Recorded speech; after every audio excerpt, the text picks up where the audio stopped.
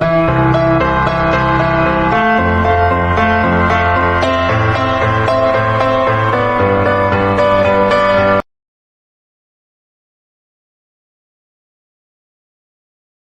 everyone. Today I am going to discuss a very important and interesting topic of computer science, that is the floating point representation. First of all, we need to understand what are the floating point numbers. Floating point numbers are basically the real numbers that contain the fraction parts.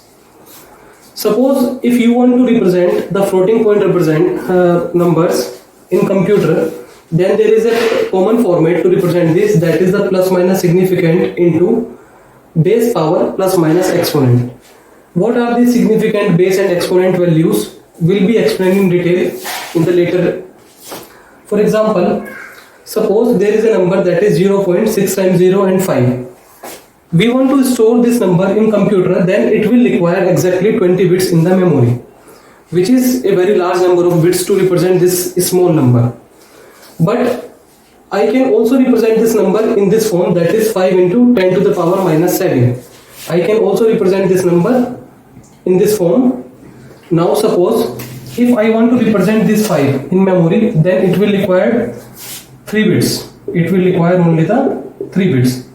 If I require to store this 7 number in memory, then it will again require the 3 bits, because the value of 7 will be 111 and here 5 will be 101. It means 3 bits will for 5, 3 bits will be for 7, and 1 bit may be represented for the negative sign also, because we also represent the plus number by 0 bit and minus number by the 1 bit.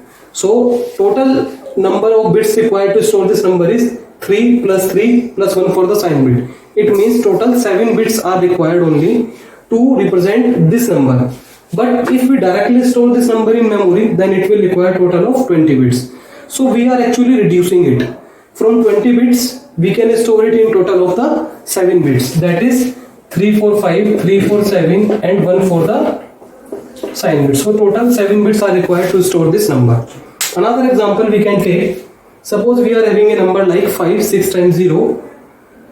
If you want to store this number in memory, then it will require total of 23 bits. But we can also represent this number like this, 5 into 10 to the power 6. If we want to store this 5 number in memory, then it will again take 101, that is 3 bits. If we want to represent this 6 in memory, that is 110, it will again take 3 bits. And there is also a positive sign. We will use 1 bit for that. So again we will require 3 plus 1, that is called the 7. It means again 23 bits data are again stored in the form of 7 bits only. So this is done only with the help of floating point representation. So floating point representation actually does that the large number of bits are stored in computer in a very small number of bits. It means it actually reduces our number of bits to store the data. Now how we can perform the floating point representation in memory? There is basically normalization rules to store the floating point numbers. First of all, we have to perform the normalization on the particular number if we want to store this in the memory. Suppose we are given any decimal number, then first of all we will be convert this number in the form of binary, means in the form of 0 and 1. Then a floating point number is normalized when we force the integer part to be 1. Once we have converted any number in the binary form, then we will shift its point wherever it is to the rightmost 1. It means we will put our point after the value of 1. From the leftmost one we will put it at there. For example, we are having a number 13.25. First of all, we will convert this number in the form of binary. If you will convert 13 in binary, then it will be like 1101. If you will convert 25 in binary, then it will be 01. And there is also a point between them. So that is why a point is also placed. Now, the main thing is the normalization form. This concept comes here, that is the normalization. Means we have to shift our point, whatever it is, to the leftmost part after a 1. means this point will be shifted to after this one. Then this representation becomes 1.10101 into 2 power plus 3. It means this dot is shifted to the after 1. The dot will shifted always here. It means we will put a 1 and then put a dot. The dot will always be placed here, and according to that the exponent factor will be adjusted. Here we are shifting the dot 3 places left. That is why we are doing 2 की power plus 3. If we will shift dot to the rightmost place, then we will make a minus power sign. So this is the normalized form of this number. That is 1.10101 into 2 power plus 3. Actually, IEEE gave the two representation to represent the floating point numbers in the memory. As everyone knows that IEEE stands for the Institute of Electrical and Electronics Engineers. That gives the two representation to represent the floating point numbers in the memory. The first format is called the single precision format. That is also called the 32-bit format. It means it is totally of 32 bits, in which the 1 bit is used for the sign representation. We will check whether a number is positive or negative. If number is positive, then we will represent the sign bit as a 0. Represent the positive number. If the given number is negative, then we will use 1 for the negative number. So 1 bit is reserved for the sign bit. Now 8 bit is reserved for the exponent. That is the sign exponent. Here the formula for exponent is given by e dash equals to e plus 127. For example, if we are having 2 into 10 to the power 6, or we can take 1.01 into 2 to the power 6, it means the value of exponent here is 6. In this case also the value of exponent is 6. So we will put this 6 in this formula. That is 6 plus 127, it will be the 133, and then again it is converted in the form of binary.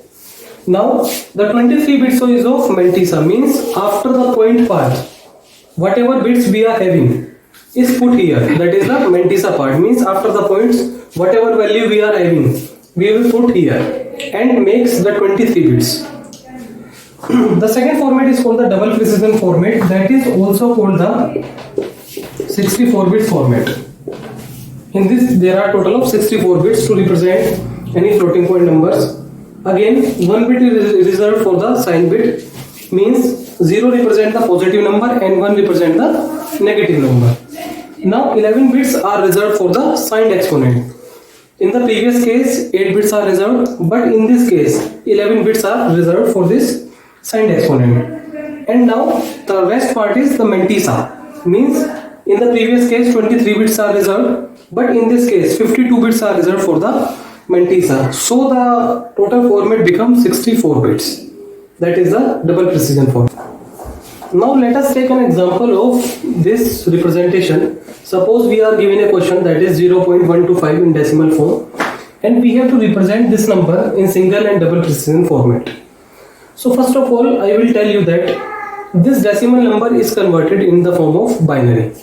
You all know that how to convert a decimal number into binary, but here I am also showing the conversion process. Because it is a fraction part, that is 0.125.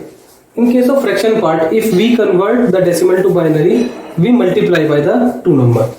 That is, multiply by 2 becomes 0.250. In this process, we make the integer part separate from the fraction part. So in this case, the integer is 0 and fraction is 0.250. Again, fraction part is multiplied by 2. This process is continued until the fraction part becomes the 0.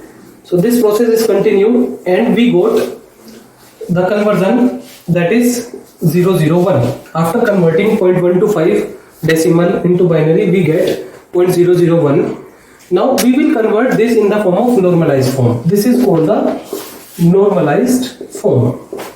It means we have to shift my dot after a 1. So the 1 is here, so I will shift my dot from this place to this place. That is why I have shifted my dot, and according to that the exponent factor is adjusted because I am moving from left to right. That is why I am making my exponent in negative form. If I will move from right to left, then I will make it exponent the positive. But in this case, vice versa. So I am making it is negative form. So now we will draw the format for single and double precision. In this case, exponent will be calculated by e dash equals to e plus 127. Now in this case, the value of exponent is minus 3. That is why minus 3 plus 127 becomes 124, and the corresponding binary will be this. But this binary is in 10 bits. Now these 10 bits will be converted into the 11 bits. It means we will make a 0 before that number because it will not impact the number at all. It will remain the same. Now this is the single precision format. One bit is for the sign. It means here the bit is 0. Exponent is given by this, and as we know that after the point parts there is a mantissa, that is 0 0 0 0 0 here. So this is the single precision format. But in double precision format, there is 11 bits for the exponent, and the formula for exponent is given by e dash equals to e plus 1023. So it will give 1 1 1 1 1 1 1 1 double 0. So we will convert this in the form of 11 bits. That is why we will place a 0 before this number. Now it will be put in this format, and again here the mantissa is of 52 bits. So the total format will be of 64 bits. That is the single and double precision format. So you can study this example and you can understand what is the overall concept of floating point representation.